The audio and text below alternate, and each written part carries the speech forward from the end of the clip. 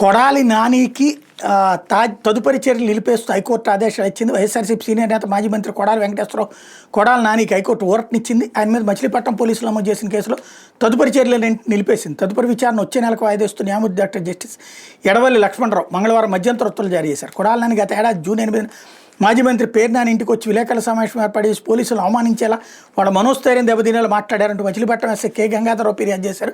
దీని ఆధారంగా టౌన్ పోలీసులు కేసు పెట్టారు. ఆ కేసును కొట్టేయాలని కొడాలని హైకోర్టులో పిటిషన్ దాఖలు చేశారు.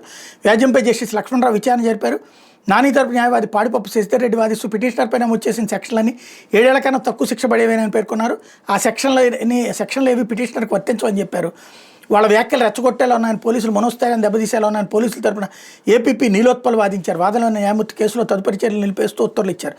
మరోవైపున వైఎస్ఆర్సీపీ నేతలు తలసిల రఘురాం, లేళ్ల అప్పిరెడ్డికి హైకోర్టులో ఊరట దక్కింది. ఎన్నికల కోడ్ను ఉల్లంఘించారని నమోదైన కేసులో తదుపరి చర్యలేనంటే న్యాయస్థానం నిలిపేస్తూ న్యాయమూర్తి డాక్టర్ జస్టిస్ ఎడవల్లి లక్ష్మణరావు మంగళవారం మధ్యంతర ఉత్తర్వులు ఇచ్చారు. మరోవైపున మాజీ ఎమ్మెల్యే తోపుదుర్తి ప్రకాష్ రెడ్డికి హైకోర్టులో ఊరట దక్కింది.